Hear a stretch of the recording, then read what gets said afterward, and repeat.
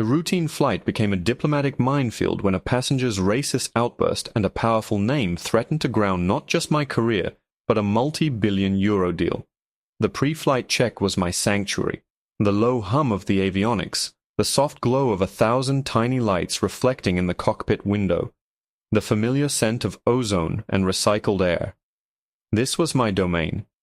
From this seat I commanded a 200-ton marvel of engineering, a metal bird that I could coax into the heavens with a gentle pressure of my fingertips. Up here, in the rarefied air of the flight deck, I wasn't a woman. I wasn't black. I was simply, call sign, Alpha Bravo 774. I was captain. My first officer, Mark, a good kid barely out of his 20s with a face full of earnest freckles, ran through the final items on the checklist. Fuel pumps on, he confirmed. APU bleed on. Check, I replied, my voice calm and even. We were flying from Frankfurt to Mauritius, a long-haul flight full of sun-seekers and families. A routine run. At least that's what I thought. The first sign of trouble came not from an instrument panel, but from the cabin call button. It chimed, a polite, insistent sound. I toggled the intercom. Go ahead, Chloe. Chloe was my lead flight attendant, a seasoned professional who could handle a medical emergency and a wine service with the same unflappable grace. Her voice, however, was strained. Captain, we have a situation in business class. A passenger is refusing to take her assigned seat. I sighed internally. The boarding process was a delicate dance, and one clumsy partner could throw the whole rhythm off. What's the issue? She's insisting the seat she booked online is 4A, but her boarding pass says 6C. She's currently in 4A and is refusing to move for the ticketed passenger. It's getting heated, Captain. We're 10 minutes from our pushback window. 10 minutes. In airline time, that might as well be an eternity. Losing our takeoff slot could cause a domino effect of delays. Is she being abusive? I asked, my tone sharpening. Verbally, yes. Towards my staff and the other passenger. That did it. I unbuckled my harness. Mark, you have the deck. I'll be right back. Mark's eyes widened slightly. It was rare for the captain to leave the cockpit to handle a passenger dispute, but Chloe sounded genuinely stressed, and the clock was ticking. I straightened my jacket, adjusted the 4 gold stripes on my epaulets, and stepped out of my sanctuary into the fray. The atmosphere in the cabin shifted as I walked down the aisle. The low murmur of conversation died down. Passengers saw the uniform, the determined look on my face, and they knew the person in charge had arrived. I spotted the commotion immediately. Chloe was standing, ramrod straight, next to a woman in a beige pantsuit who was gesturing wildly. A young man, presumably the rightful occupant of seat 4A, stood awkwardly in the aisle, his backpack slung over his shoulder. Is there a problem here? I asked, keeping my voice level and professional. The woman in beige whirled around to face me. She was in her late 50s with a helmet of perfectly coiffed blonde hair and a face pinched with indignation. Yes, there's a problem, she snapped. This airline is trying to scam me. I paid for a window seat, and your employee, she said, waving a dismissive hand at Chloe, is trying to stick me in the middle. I glanced at Chloe, who gave me a subtle, exhausted shake of her head. I turned my attention back to the passenger. Ma'am, I am Captain Eva Rostova. I understand you're having an issue with your seat. May I see your boarding pass? She thrust it at me. I looked at it, then at the young man's pass, which Chloe discreetly handed me. It was a simple, open and shut case. A booking error, perhaps, but her ticket clearly stated 6C. His clearly stated 4A. Ma'am, I said, handing her pass back. There appears to have been a mistake, but your assigned seat for this flight is 6C. We need you to move, please. We are about to lose our departure slot. Her face went from pinched to thunderous. I am not moving. I am a gold-tier member. Get me your superior. I want to speak to the pilot. A faint, dangerous smile touched my lips, but I kept it out of my voice.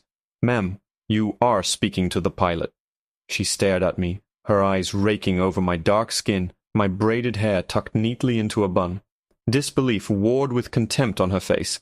The cogs were turning, and I could see the ugly conclusion she was grinding towards. She thought I was a flight attendant who had stolen a jacket. Don't lie to me, she spat.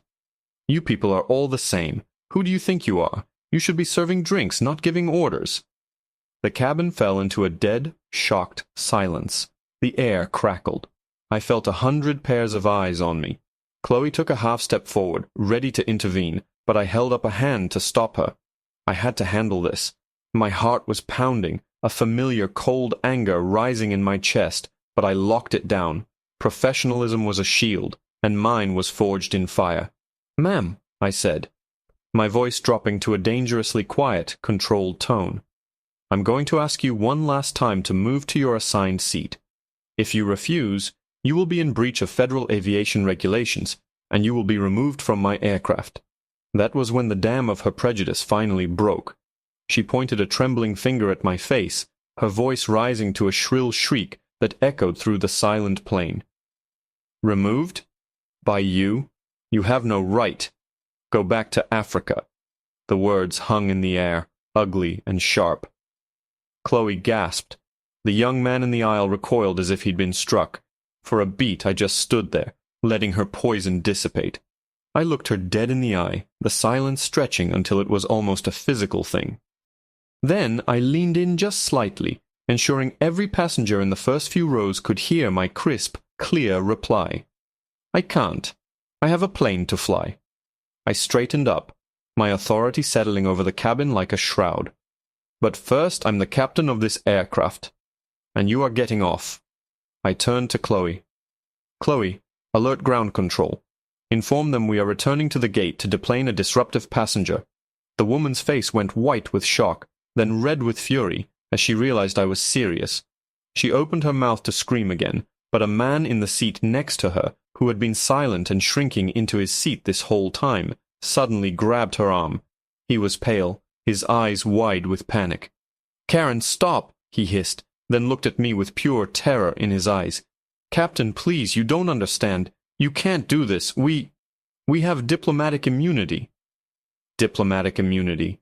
The two words hung in the air, more potent and jarring than the racial slur had been. It was the ultimate trump card, the one passengers who thought they were above the rules always tried to play. Usually it was a bluff, but the sheer sweat-beaded terror on the man's face told me this might be different. My mind, trained to process 1,000 data points in a crisis, categorized this new information. It wasn't a technical fault or a weather pattern. It was a political minefield, and I was standing right in the middle of it. I held the man's terrified gaze, my expression unreadable. "Sir," I said, my voice as calm as if I were announcing our cruising altitude. "All passengers, regardless of status, are subject to international aviation safety regulations while on board this aircraft. I will need to see your credentials." The woman Karen seemed to inflate with this new development. The flicker of fear in her eyes was replaced by a smug, venomous confidence. "You heard him," she sneered at me. "We're diplomats. You can't touch us. You're going to be in so much trouble." "They'll have your job for this, you diversity hire." The insult was designed to needle me, to make me lose my cool. I let it glance off the armor of my professionalism. I was focused on her husband, who was now fumbling frantically in a leather briefcase. He pulled out 2 passports bound in a dark blue cover I recognized instantly and handed them to me with a trembling hand. I opened the first one, Robert Petrovich. The second, Karen Petrovich, official diplomatic passports from the Republic of Adria. They were legitimate. My stomach tightened. This had just escalated from a passenger dispute to a potential international incident. Chloe shifted her weight beside me, her eyes wide, asking a silent question. I gave her a nearly imperceptible nod that said, "Stay the course." I handed the passports back to Mr. Petrovich. "Thank you for clarifying, Mr. Petrovich," I said, my tone formal. "However, your status does not change the situation. The Vienna Convention on Diplomatic Relations grants you immunity from criminal jurisdiction. It does not grant you the right to ignore crew commands or endanger the safe operation of an aircraft. Your wife's behavior has been disruptive and abusive. For the safety and comfort of the 237 other passengers on this flight, and for my crew, my decision stands. You will both be leaving the aircraft." "No!" Karen shrieked, lunging forward. "You can't do this! I'll call our embassy! I'll have you arrested!" The intercom chimed again, a sharp, insistent sound cutting through her tirade. I pressed the receiver button on the wall panel. "Go ahead, Mark." "Captain, Frankfurt ground control is on the line. They've been notified of our return to gate. They want to know if federal police are required." The entire cabin was listening now. The mention of police sucked the remaining air out of the space. "Negative, Mark," I replied, my eyes still locked on the Petrovics. "Airport security should suffice. Advise ground control that the delay is due to deplaning non-compliant passengers." I released the button. 2 uniformed airport security officers had appeared at the open cabin door, their faces impassive. They were large men, and their presence alone was a statement. The reality of the situation was finally dawning on Karen. Her face crumpled, the bravado dissolving into a mask of disbelief. Her husband looked like he was about to be sick. "Captain, please," he begged, his voice dropping to a desperate whisper. "Reconsider. There will be repercussions. For you. For the airline." "My only concern, sir, is the safety of this flight," I said simply, gesturing for the security officers to proceed. As the officers stepped into the aisle, Robert grabbed my arm. His grip was surprisingly strong. His face was inches from mine, his eyes wild with a final, desperate gambit. "You don't understand who you are dealing with," he hissed, his voice so low that only I could hear it over the cabin's ventilation system. "My wife. She is not just a diplomat's wife. Her maiden name is Morik." The name meant nothing to me. He saw the lack of recognition on my face and pressed on, his voice cracking. "Her father is General Antony Morik. He is the Adria Minister of Defense. Our government is in the final stages of a multi-billion euro deal to purchase a new fleet of long-haul aircraft from the parent company that owns this airline." He squeezed my arm tighter, his knuckles white. "He will personally destroy you. He will ground this entire airline. Are you really willing to risk your career and the jobs of thousands of people over a seating assignment?" His words were a grenade tossed into the sterile environment of the cabin. A multi-billion euro deal. The Minister of Defense. The implication was clear. I wasn't just deplaning a rude passenger. I was potentially scuttling a deal that could affect the livelihoods of my colleagues, my friends. The weight of his threat settled on my shoulders, heavy and cold. For a split second, I saw a dizzying montage of consequences. Internal investigations, media backlash, my face plastered across tabloids next to headlines about a diplomatic incident. I saw the gold stripes being stripped from my uniform. I looked from Robert Petrovich's desperate, sweating face to his wife's, which was now a mask of smug, triumphant certainty.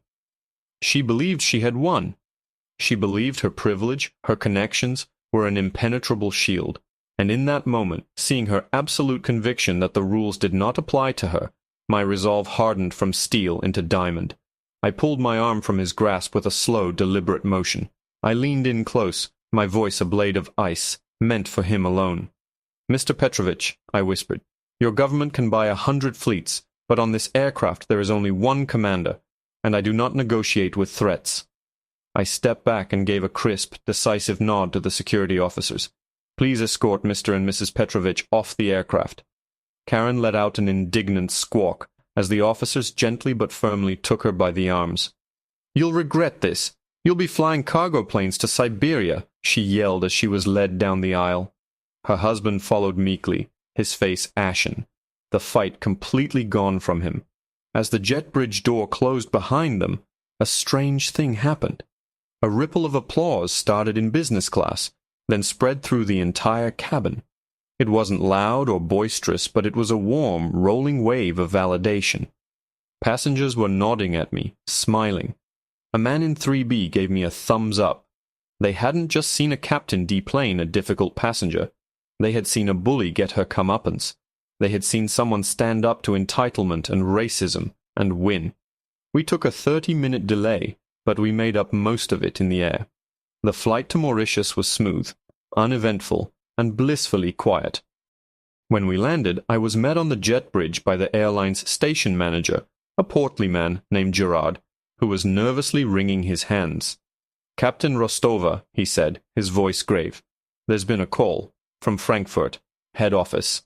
Here we go, I thought, bracing myself. They want a full report, of course, he continued, but the VP of Flight Operations wanted me to pass on a message to you personally. He paused, looking at me with a new respect. He said, and I quote, "Thank you for protecting our crew and upholding the integrity of this airline. Don't worry about the Adria deal. It's already been signed." I blinked. Signed? Gerard grinned. "This morning, before you even left the gate. The ink was dry, before that woman even stepped on the plane. Apparently, her father, the general, isn't particularly fond of her or her husband. The VP said something about him being deeply embarrassed and sending a personal apology. Seems you did us a favor." A slow smile spread across my face. All that bluster, all those threats, were nothing but hot air. She was just a spoiled woman using her father's name, a name he was now ashamed to have associated with her behavior. The system I believed in, the one based on rules, safety, and respect, had held. Later that evening, sitting on my hotel balcony overlooking the turquoise expanse of the Indian Ocean, I thought about the woman in the beige pantsuit. I didn't feel triumph, just a quiet sense of satisfaction. I took a sip of my drink and looked up at the vast, star-dusted sky. Up there, it didn't matter where you came from, what color your skin was, or who your father was. Up there, the only thing that mattered was your skill, your nerve, and your command. Tomorrow, I would fly again. I would climb back into my sanctuary, take my seat, and point my metal bird towards the heavens. Because this is where I belong. I am a captain. And my plane was waiting.